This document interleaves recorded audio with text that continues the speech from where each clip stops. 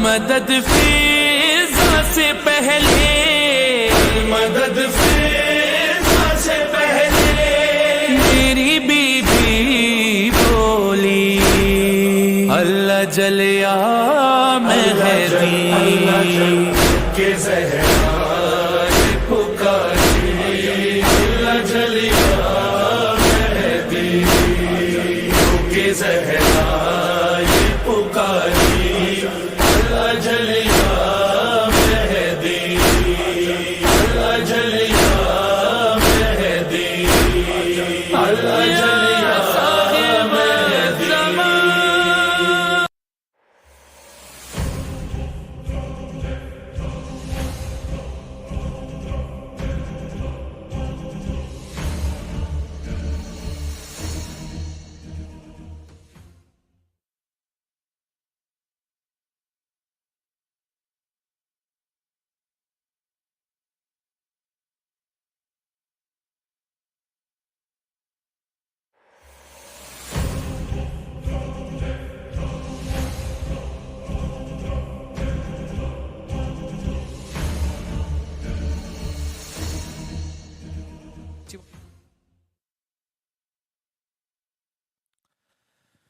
بسم الله الرحمن الرحيم. الصلاة والسلام على خير الأنبياء والمرسلين وحبيب إله العالمين أبي القاسم المصطفى محمد وعلى آل بيته الطيبين الطاهرين المعصومين. Good evening, brothers and sisters, and welcome to Imam Hussein Charity's unique fundraising program, exclusively live on Imam Hussein TV 3.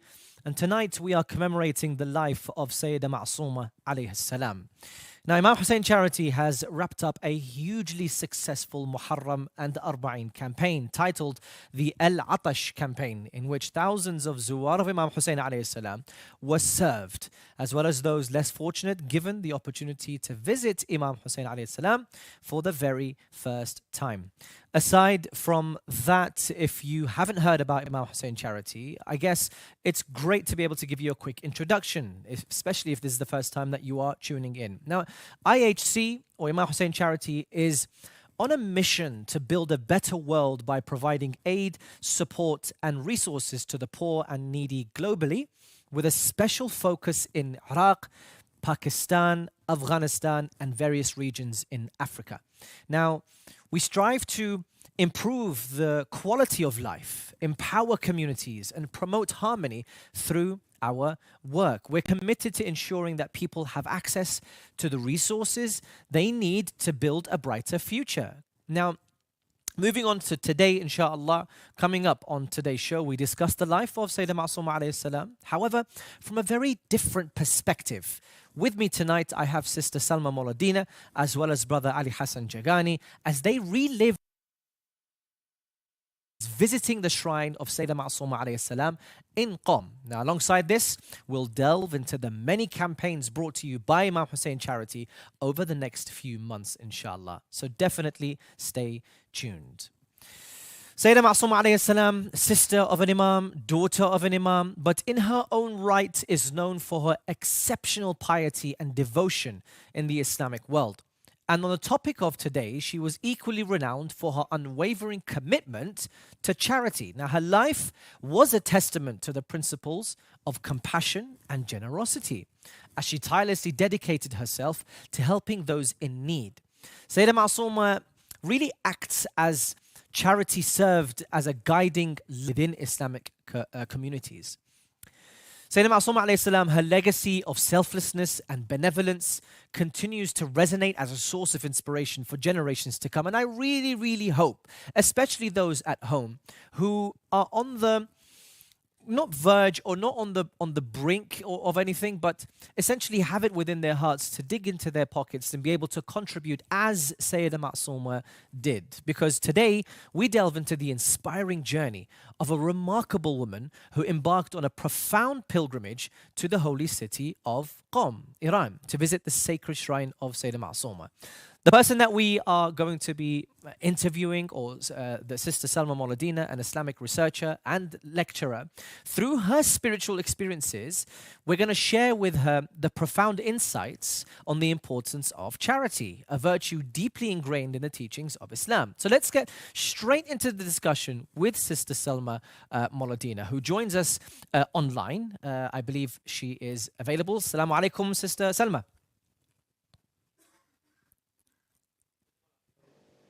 It's a pleasure to have you on the show. Thank you so much for coming online. Thank you for having me. And firstly, I would like to extend my condolences to you all and to the Imam of our time on the martyrdom of Lady Fatima. Ahsanti. So I guess, look, first and foremost, what I wanted to kind of delve into, I guess Sayedaa Masouma is known obviously for a lot of qualities. She's the daughter of an Imam, a sister of an Imam, but visiting Sayedaa Masouma, especially when it comes to understanding her philanthropy. So, the whole title for today is philanthropy. So being able to give in the name of something that is divine.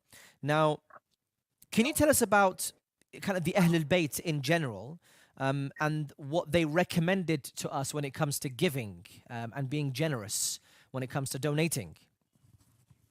Sure. So throughout their lives, the Ahlul Bayt have continuously recommended us to give in charity, to give whatever we can, whenever we can, no matter the amount, without any discrimination. I found a really good narration where Imam Jafar Sadiq sums it up very well in Al-Kafi, where he says to us, cure your sick by giving sadaqah or charity, and remove troubles and mishaps by giving charity, and increase sustenance with charity. Charity banishes 70 Satans from what is within one's beard, and charity goes unto the hands of Allah before it goes unto the hands of the needy. So here he's telling us to give charity when one is ill, when one is in misfortune, when one is in trouble, even during the time of death. Not only does this charity bring us the mercy of Allah during our life, but it helps us at the time of our death. There are many other narrations. Imam Jafar Sadiq alayhi salam says that during 3 things help a man after his death, and one of these are charity. Our Holy Prophet also mentions the same, where he says 4 things continue to reward a person even after his death. One of them is a man who's on the true path, a person who has given good advice or knowledge, and someone acts on it. But the act of charity is something the Holy Prophet stresses that will help them. With regards to, that's just a few narrations from the Ahlul Bayt. But if you were to turn to the Holy Quran, there are so many mentions of charity within it. And I'll just give 2.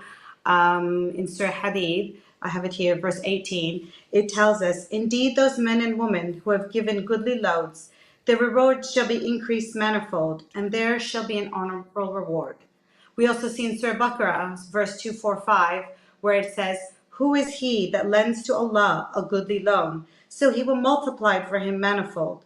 So we're told by our Holy Prophet through Allah that when we give in the way of Allah, He returns to us in even greater amount, whether in this world or in the next. But it's easy for you and I to sit here and go on and on discussing narrations and looking at the several verses of the Holy Quran. Yeah. But we shouldn't go just by the words of the Ahlul Bayt. We should base our actions on their actions. Yeah. Each and every one of them led by example. We know Amir al-Mu'mineen, he was given the title of the father of the orphans. And we knew that he cared for countless individuals. We know Imam Hussein alayhi salam, he gave half of his wealth to everyone who was needy. So the examples, the narrations, the verses from the Quran are endless. But it is up to each and every one of us what we are to do with this knowledge. Right. Look, everything you've mentioned is absolutely fantastic, especially when it comes to the teachings of the Ahlul Bayt alayhi salam. They recommend charity as one of the top priorities for them and the top lessons that they've given us, because, giving in the way of Allah subhanahu wa ta'ala, we've heard not only from the Ahlul Bayt alayhi salam, Sister Salma, but we've also heard in the Quran how much that if you give in the way of Allah subhanahu wa ta'ala, the rewards that you get back is magnanimous. Now, I wanted to talk more of on a personal level now, and your experiences when it comes to the ziyarah of Sayedaa Masouma alayhi salam. Before we get into charity and her stance on charity, but you personally, when you went to Sayedaa Masouma alayhi salam, what was the experience like? It was phenomenal. I mean, I don't even know where to begin. I went during a happy time when it was the wilada of her brother Imam Ali Rada. So I went Okay. just in May, just gone. Yes. It was buzzing. There were so many people. There was flurry of activity. It was just beauty everywhere. Flower displays, light displays. Yeah. It was just an immense feeling of happiness and Yeah. contentment while I was there. Yeah. So okay. So now moving into her character, especially when it comes to Ziyara. What did you? I know it's very difficult because most of the time you're in awe of her shrine and you're in awe of the people. But are there any lessons that you kind of learnt when visiting the shrine of Sayyida Masouma? So absolutely. Whenever we go for ziyarah, sometimes we hear the same stories about that individual over and over again. But each time that we hear that story, we take it in differently and we relate to it in a different way depending on where we are in our path to Allah subhanahu wa ta'ala. So there's two main lessons of hers that I would like to share. The first lesson of hers that really stayed with me after this visit was her devotion to the present Imam. Now, this is a lesson that applies to all of us. We all know she was close to her brother Imam Rida alayhi salam, and that he was her guardian after her father had passed. And we Yeah. hear in lectures that she missed him dearly after he had moved to Khorasan, and we usually hear that it's due to this heartache that she chose to migrate to be closer to him. But if we're to look at that in a deeper level, he was not only her brother, but he was the Imam of her time. And she wanted to be closer to him, to gain from his leadership, but also to be able to offer herself in the way of Islam. And for her, the best way of doing that was to go join him and to help propagate her knowledge of Islam. She's an excellent role model for us all, showing us the importance of being loyal to the Imam of our time Yeah. and wanting to sacrifice our current way of living to be able to go towards the Imam and help him in the way of Islam. She knew at that time it would be very dangerous for her to travel and be near him, but her loyalty and her love for the Imam of her time was so great despite the danger. And this is something that when going out there, I really reflected upon, and I feel something we all need to reflect upon. How Yeah. can we be loyal to our present Imam? And how can we find ways to strive to do whatever we can to help his cause? So that when he returns, we are ready.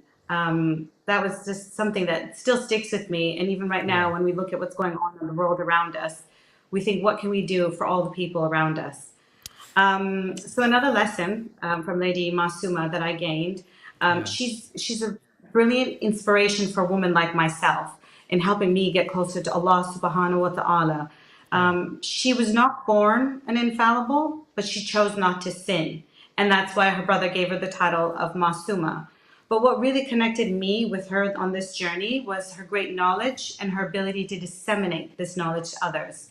So there's a story from when she was 6 years old. It's narrated when she was in Medina. A group of men came to meet her father with a list of questions written Yeah. down. Yeah. And her father was not around, so she asked them to leave the list of questions. A few days later, they returned to collect the answers to these questions, and she tells them that her father had not had a chance to look at the questions, but she had answers for all of them. They Yeah. looked at the answers, they were satisfied, and they left for their journey to back home. And on their journey, they met Imam Musa al-Qadim, and they told him the story. And he asked to see the answers, and he looks at them, and he says, Fidaha abuha, may her father be sacrificed for her. At such a young age, she's such an inspiration that she not only had this knowledge, but she was able to propagate the knowledge to others, serving Allah subhanahu wa ta'ala, but also serving the present Imam of her time. Yes, he was her Absolutely. father, but nonetheless, he was the Imam of the time. So, Absolutely. such a great inspiration, positive role model. She shows us the importance of gaining knowledge and sharing it as well, but also showing women that not only are we ones who can disseminate knowledge to our children, to other females, but we can educate all individuals. So, Absolutely. overall, there was a lot of good learning points from this trip. Absolutely. Look, you know, especially when it comes to learning lessons from the shrines of the Ahlul Bayt alayhimus salam, often is the case, and you probably know this. a lot of people know this is when they go to ziyarah regularly, is that they sometimes lose the passion for it, unfortunately. But I think, if you set yourself a goal to learn a lesson every single time you go, then every single time you go, you're going to learn something new, which is fantastic. Can you tell me, I guess, from your own personal experiences when it comes to charity? I mean, you must be involved in charity all the time. Yes, so as a family, my husband and my children and myself, we take part in different charitable acts throughout the year. As a parent, I'm always trying to lead by example to find causes that are close to my heart. So earlier this year, I helped my husband fundraise he was trekking up to the top of Mount Kilimanjaro, and I helped him fundraise for life-saving heart surgeries for children in impoverished areas. Okay. That's a cause that's close to our hearts, as our younger son had the same surgeries. But also, more recently, with the blessings of Lady Fatima Masouma, actually, I'm working towards planning some charity events at my local mosque in South London. Okay. And I say through her blessing because it was at the end of my ziyarah trip that I found out that the committee that had been blessed to join, who was running an election to manage our mosque, had won. And we were blessed with the opportunity of serving the center for the next 2 years.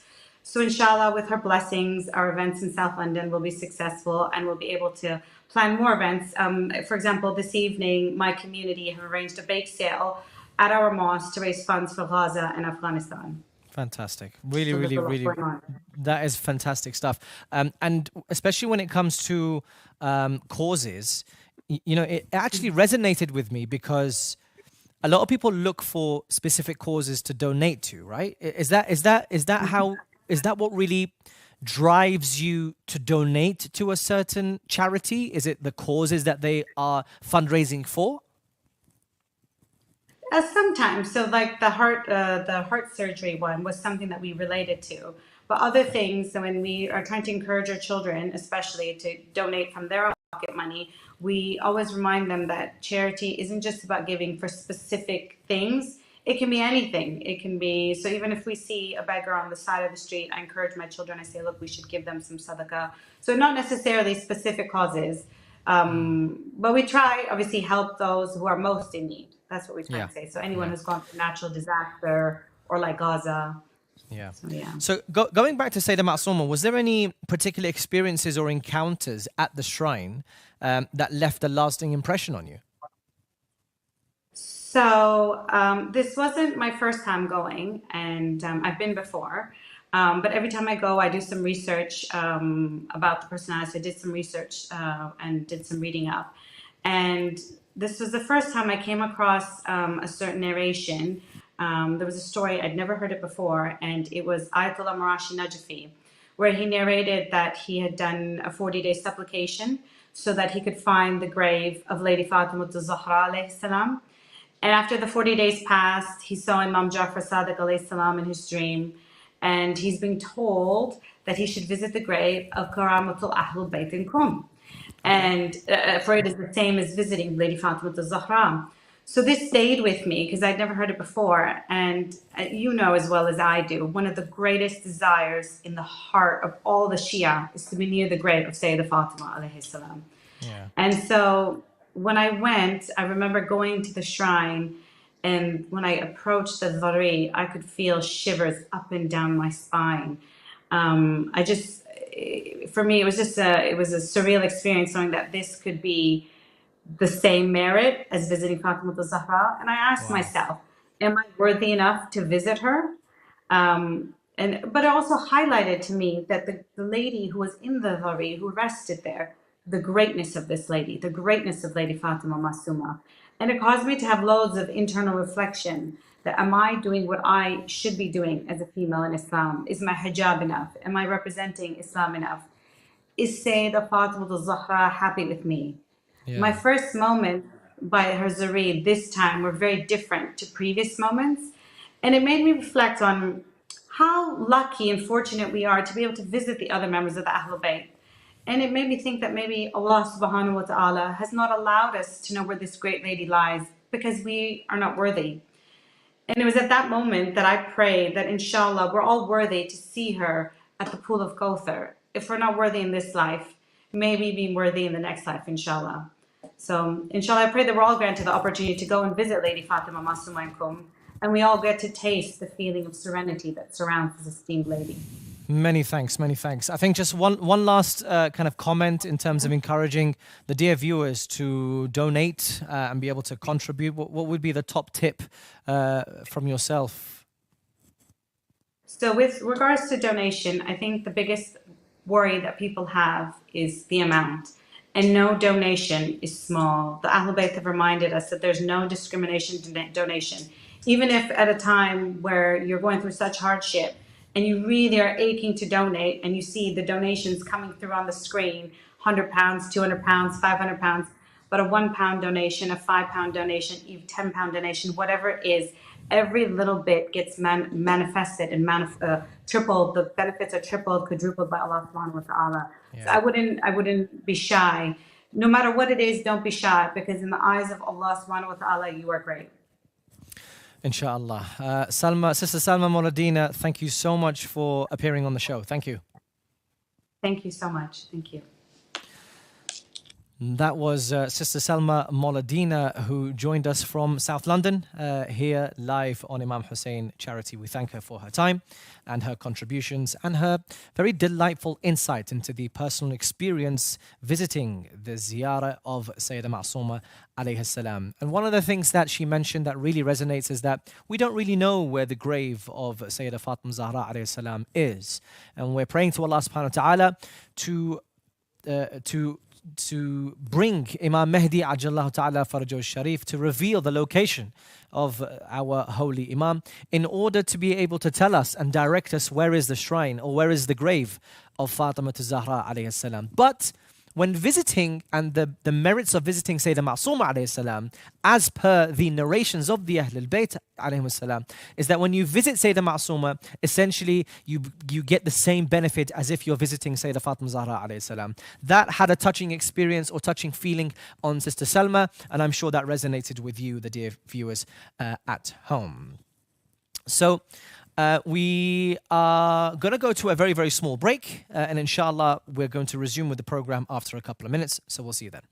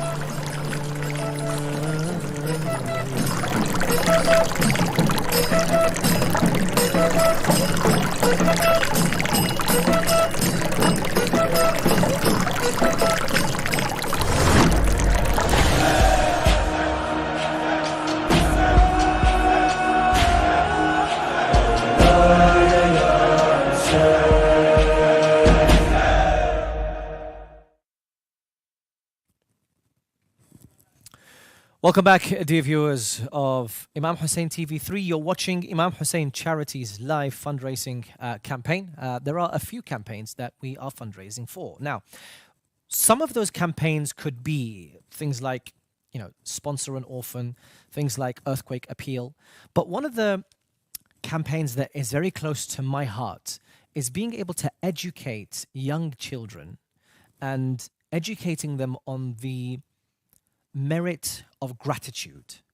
Now, personally, I have 2 children. Sometimes I grapple with the idea of trying to get them to be grateful for what they have by thanking Allah subhanahu wa ta'ala. And so I have kind of teamed up personally. I've teamed up with Imam Hussein Charity to give our young viewers at home and also within their centers a unique storytelling session. Now, I come straight to your Husseiniyah or local community performing an interactive story about the prophets.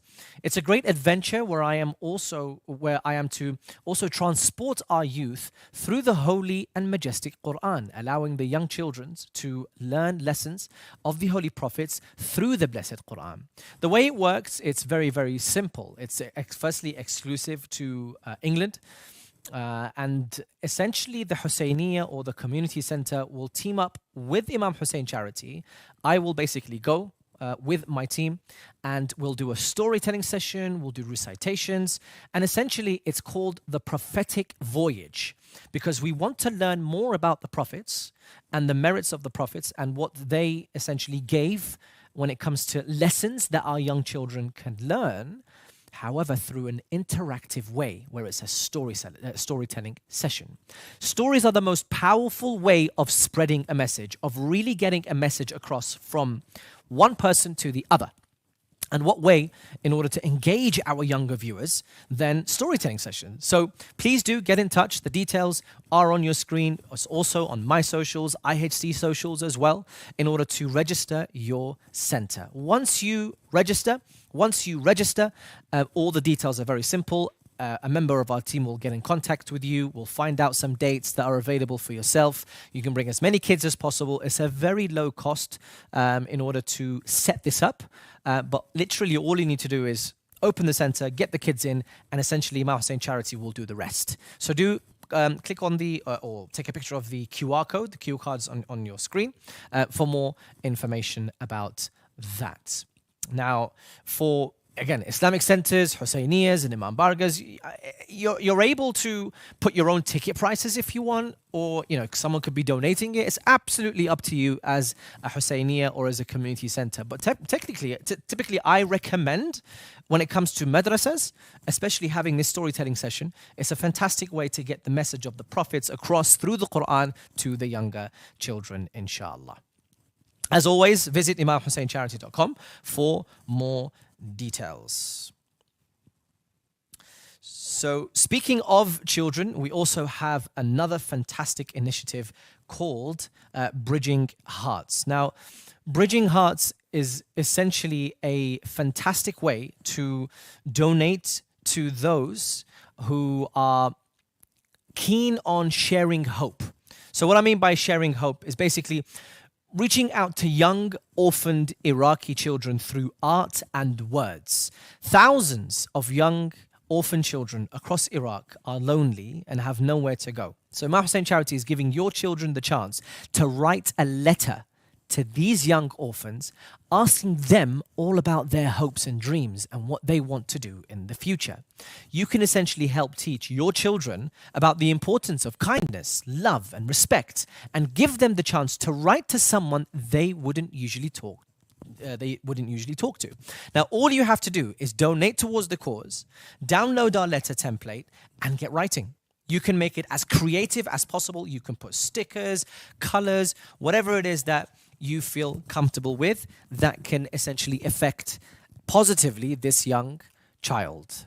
When you get writing, we will take care of the rest, essentially. Make sure you send in your letters to our office by the 25th of November.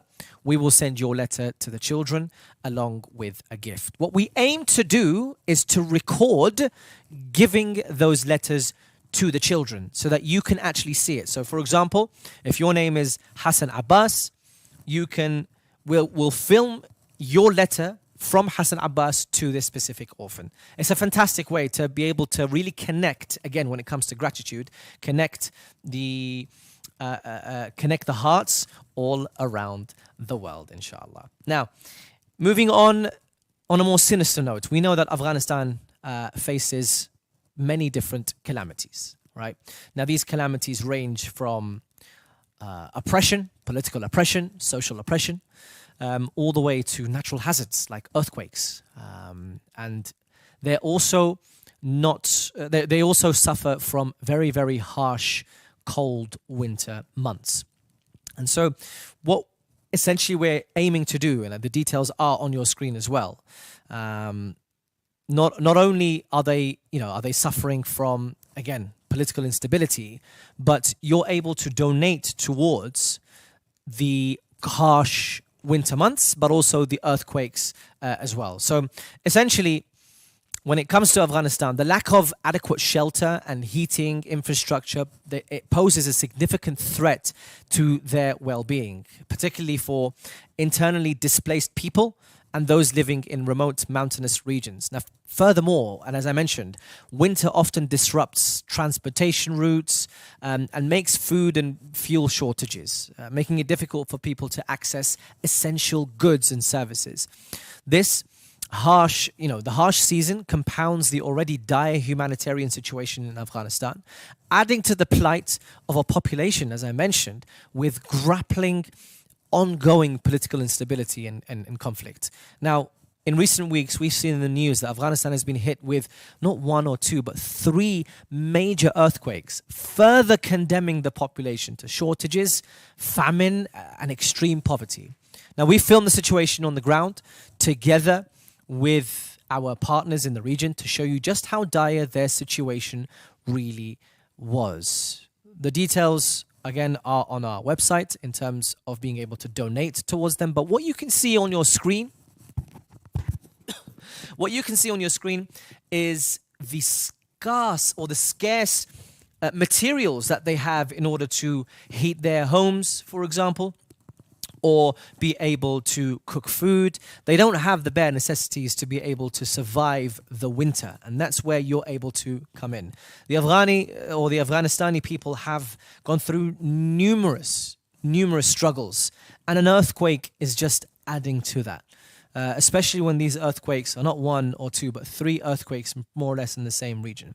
These people live in really dire situations, as you can see on your screens, and we hope that you're able to donate towards their cause, inshallah.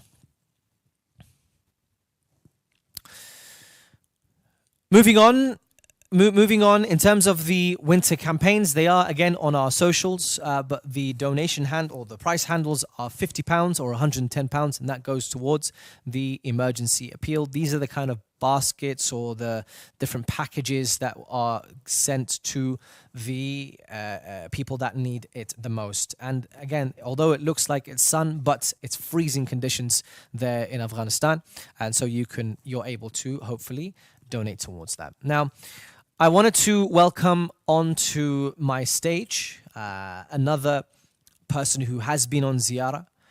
So we heard from Sister Salma Moladina about her experience with ziyarah to Sayedaa Masouma.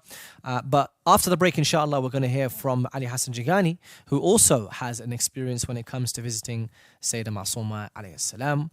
We'll be asking similar questions to Sister Salma. However, we'll get a different response because the experience is different. So inshallah, we'll see you in a couple of minutes. After the break, we'll be welcoming on Brother Ali Hassan Jagani.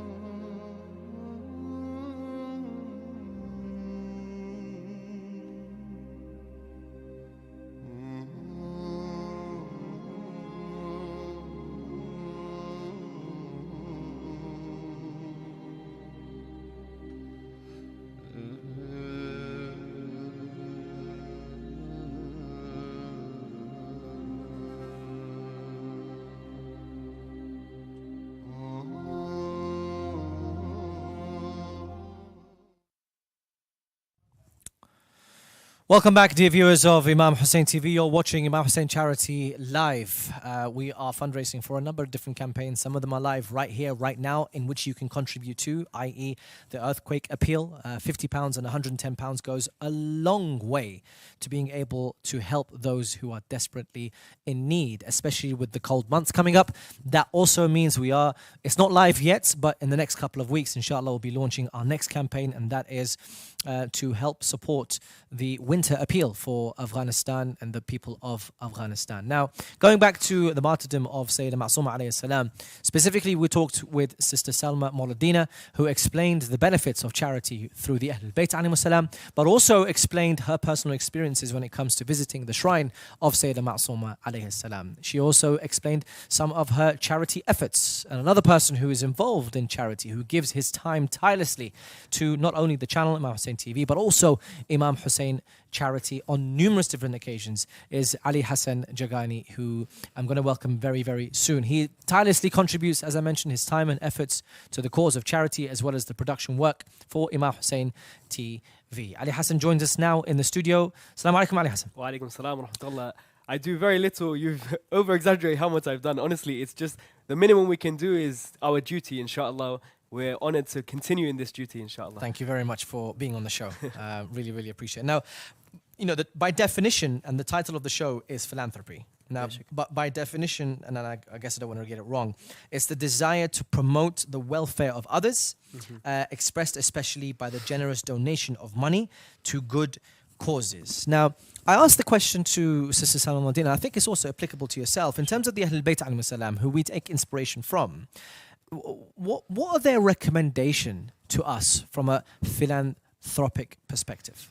I think if you look at any of the lives of the Ahlul Bayt, in particular, for example, the Imams, the way that they took part in charity is amazing. If you look at some of the stories that you hear, that the Imam would go behind his door and give the money so that the person wouldn't feel ashamed, so that you're seeing his face, you wouldn't even see the expression on the Imam's face. Yeah. Or for example, there were times where Imam al-Hassan alayhi salam gave away his charity, not once, not twice, 3 times in his lifetime he gave away his entire wealth.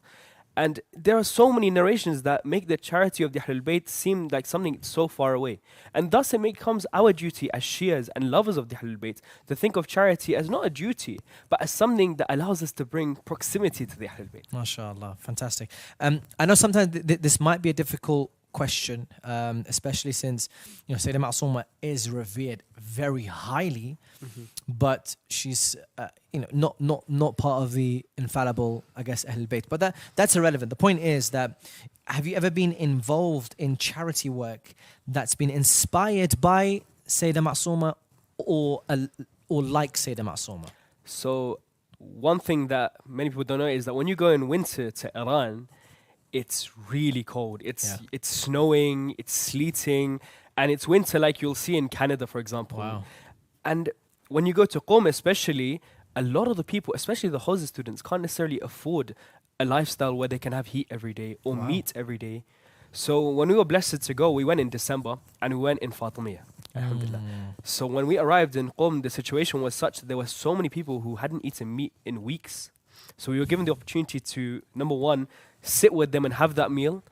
And then not only that, but to provide them with clothes, such as, for example, we'd bought a whole bag of jackets and warm leggings and such for young children. To be able to do that just in the name of Sayedaa Masouma was just such an amazing experience. And it's something that I pray, inshallah, I have the opportunity to do again. Inshallah. Moving, I guess, a bit off topic, but you mentioned quite interestingly that Iran, which is often seen as a very hot country, especially in the summer months, you don't expect it to be that cold in the winter. Likewise with Afghanistan. And then I think many other countries in the Middle East, you don't really expect them to be freezing cold conditions. However, when it comes to the winter months, as we can see on the on the screen, people are collecting things from the floor. They're wearing jackets, hats. It is cold. So when it comes to Afghanistan, specifically, you can relate it because Iran is cold. It's a hot country typically, but Afghanistan is also a hot country and it's also cold. So how can we, I guess, in a way, help those in need, especially in the cold months? Because people might say, look, I want to donate money, but what do they actually need? Sure. I'll be very frank with you. Often just a warm meal goes a long way. And I know Imam Hussein Charity has been doing a lot of things to provide hot meals to these children. Because sometimes it'll be that thing that, okay, I'm used to the cold air hitting my face. But having nothing in the belly is what really affects them. We were sitting down with some of the families, for example, with Iran. It links back to Afghanistan here because when that poverty does strike and the desperation does hit, they're willing to eat, for example, 3 days old morsels of rice just to survive. Yeah. There's moms and dads who haven't eaten in weeks in some cases in these situations, and their children are just walking around, like you said, picking up things wherever they can to. I think one of the main things that Imam Hussein Charity contributes, especially for the upcoming campaign, is coal. So coal, so that, you know, again, it's befitting because this lady is trying to, I guess, light a fire using old wood or material that she might have found. However, what we're able to do is provide coal for them so that they can heat their homes. Whenever they heat their homes, they can also cook food. And again, that will come part of the contributions, inshallah. So moving back to, I guess, Sayedaa Masouma as well. And what was your... when was the last time you went? Was it last year? So literally just in December 2022, we were there, and we did New Year's, the whole New Year. What motivated you to visit? So I've been growing up saying I want to go to Iran, I want to go see Imam Rada, Sayedaa Masouma and this and many times when you do Fatimiyya, I did Fatimiyya in Makkah, Medina, and I felt heartbroken. Because there was so few of us, and you wouldn't get that feeling of I'm here with Sayyidah Fatima Zahra. And then Fatimiyya this year was coming up, and we were like, look, we have to do something different. We have to make sure that we can do something where we're really making the most of these nights. And there's so many riwayat, like Sister Salma, for example, said that link Sayyidah Masouma to Sayyidah Zahra alayhi salam. And the minute you read that, you think, you know what, I have to be there to do Fatimiyya. Yeah. And that was amazing stuff. So just in terms of, very quickly about your experiences there, were there any lessons that left a lasting impression on you, or experiences that left a lasting impression on you there? There were two things. The first thing was when I arrived on the first day, I arrived without my group. So my flight landed much earlier than everyone. And it was the day the World Cup had finished. So it was the whole city, everyone's watching the World Cup. Yeah. The Ataba had chosen to clean the zari of Sayyidah Masouma to prepare for Fatimiyya. Oh, wow. Now I got in and there was very few people left in the haram. And I'm wondering, why is there no one left in the haram? So I've managed to sneak in, there's few people. They invited me to help clean. Oh, wow. So I had the honor of preparing the shrine of Sayyidah Masouma for Fatimiyya, polishing and all of that. And then they gave us pieces of the cloth to tie on our wrists to say that, look, you have this honor, you keep it. Fantastic. And it's something that's inspired me that I have to go back. I have to play my allegiance again to Brilliant Sayyidah stuff. Masouma. And you said there was a second thing? Or was that Yeah, and the second thing was, you know, you're in an area where there's so many scholars. Okay. Not just so many scholars that are alive, but also that have passed away. For example, just by walking past the grave of Ayatollah Borojardi, you feel this awe that I'm in the presence of people who've made significant contributions to Islam. And that's something that's inspiring, linking it back to Sayyidah Masouma, is that within herself, she's an inspiration to men and women today that even though she wasn't an imam, majority of our riwayats that come from the 8th imam, the 7th imam are from her. Oh, wow. In fact, it comes to a point where there are people who say that if it wasn't for what she's given us in terms of from those imams, majority would be lost. Yeah. So it's an inspiration. Did you see any poverty over there? Yeah, there is quite a bit, unfortunately. So, what was it like? What breaks my heart is when I see a young child running around and, you know, running from one person to another. And it's that lack of satisfaction. That one thing that I particularly noticed was outside Imam Rada's. We gave a young boy some bread from what we were eating. He ran and came back. So we were wondering, where's he running and coming back? You go just like maybe a 2-minute walk away and you see his mom sitting on a corner and she's eating the bread and he's running back to get more bread for her. And I was just thinking, inshallah, we can do such things to assist such people. Yeah. And this is the same sort of situation in Afghanistan where it's not their fault that they're in this situation. They've lived a life where they've worked hard and then these earthquakes have struck. And 3, like you mentioned, earthquakes of a great magnitude. Yep. And unfortunately, the whole world isn't coming to their aid the way they should be. And how important is it to get them aid get them aid, especially now, like as soon as possible? Why is it very, very important so we can get it as soon as possible to them now? I think the same impact of clean water and sanitation. Yeah. The risk of infection, the risk of not being able to cholera and such things, when you're not drinking clean water on a daily basis, when you're not being able to sustain your body to be able to go in this cold weather, Yeah. it's very dangerous, especially when you're looking at these images where the way that they're malnourished. It's hard to watch. Yeah, so it's a bit of an emergency now because 100%. you know, after one earthquake, you think, okay, these guys don't have anything, and then they might have rebuilt something, but it's like sometimes when you feel like there's an earthquake, you know, it takes a lot of time for that particular region to rebuild itself. But one earthquake after another, not only is there loss of life, but there's loss of infrastructure.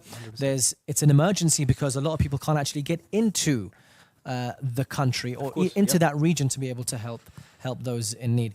One last thing, if we can talk about very, very quickly, especially when it comes to the emergency appeal of specifically the Afghanistan people. What is it that we can try and say to the viewers in order to get them to try and, you know, contribute to this very, very important cause? I think if we look at, like we mentioned, the Ahlul Bayt consistently, we need to take their example. And if we want to be those who Imam Sahib al-Asri wal-Zaman is first to look at, then we for sure have to help our Shia brethren. Not just our Shia brethren, the whole of Afghanistan needs help at this point. And I think the other thing that which really hit me was when I was thinking about this was the mental strength of these people. They're in an impoverished country. Then they've been hit by an earthquake. Then it's another one, then it's a third one. If we don't help them now, then how can we call ourselves insan? Because a human being should feel guilty seeing this situation and think, you know what, I can make a difference. I'm going home to turn my heating on. The minute it turns maybe 5 degrees in this country, they're sitting in -5, -10, and they're struggling to turn, look, you can see, struggling to turn a match on old paper. So, inshallah, if we can do one thing is to maybe, if families come together to donate packages, maybe, so that would have greater impact. Inshallah. Ali Hassan, really appreciate your time, your valuable input. And we pray to Allah subhanahu wa ta'ala to give you the strength to continue the work that you do for both the channel and Imam Hussein charity. Thank you very much.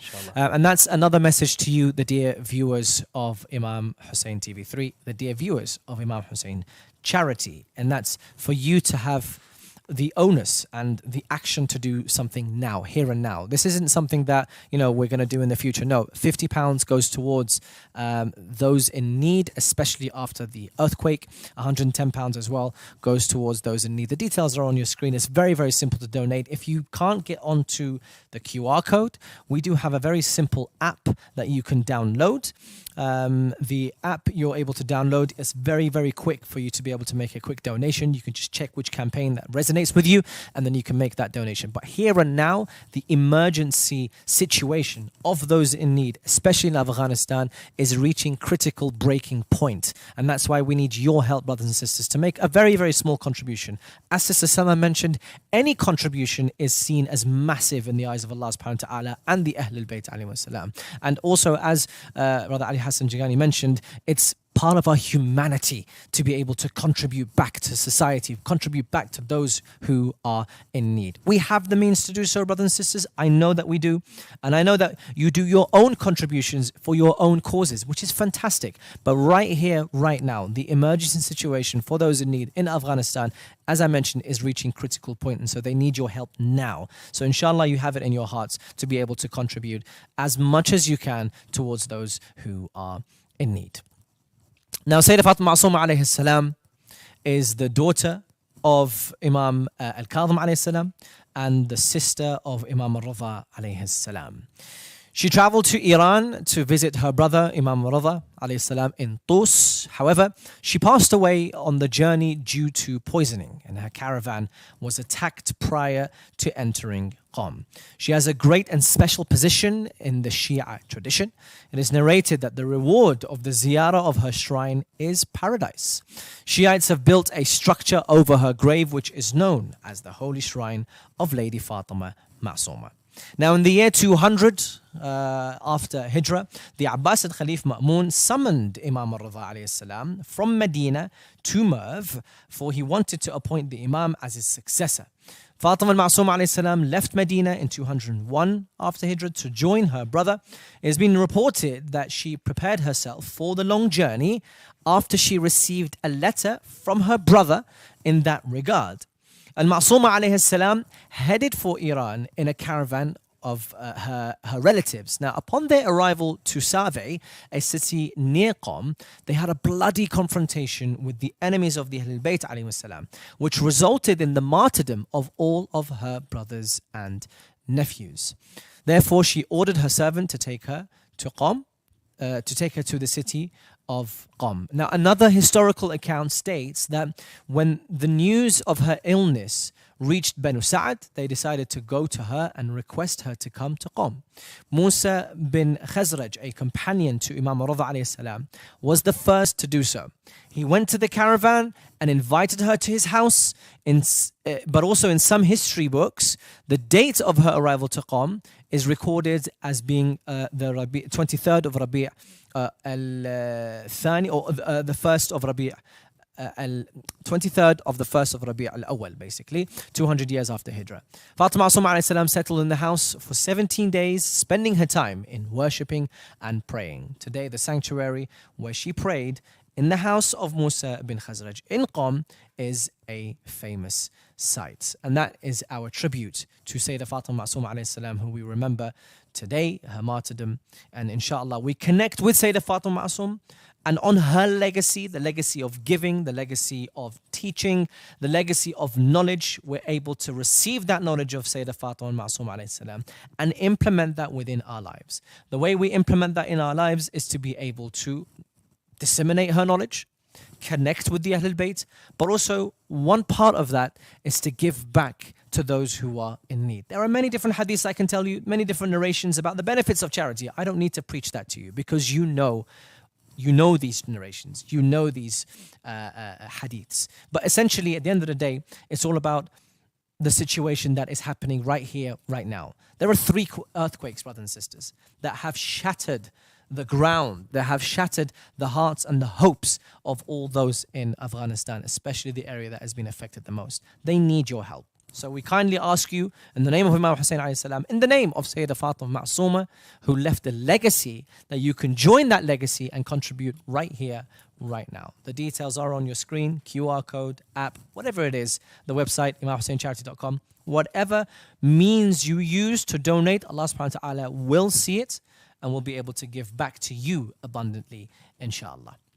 Inshallah, join us in the next couple of weeks for the next live show coming to you from Imam Hussein Charity. As for today, once again, we send our condolences to the Imam of our time, Imam al-Mahdi Ajallahu Ta'ala Farajahu Sharif, on the martyrdom of Sayyida Fatima al-Masouma. We pray to Allah subhanahu wa ta'ala that we grant her visitation, because her visitation and the benefit of her visitation is like visiting Fatima al-Zahra alayhi salam. And these are the nights also of the first generation of Fatimiyya, so the two are pretty much interlinked. On that note, I bid you good evening and inshallah all the best. Please don't forget us in your du'as. Wassalamu alaikum wa rahmatullahi wa barakatuh.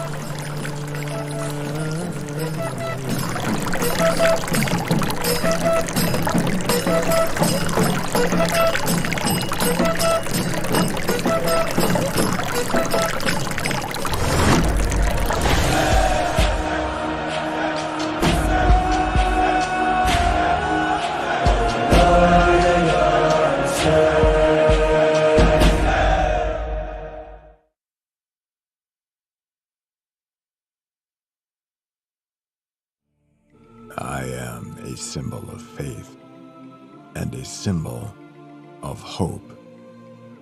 None can compare to my splendor.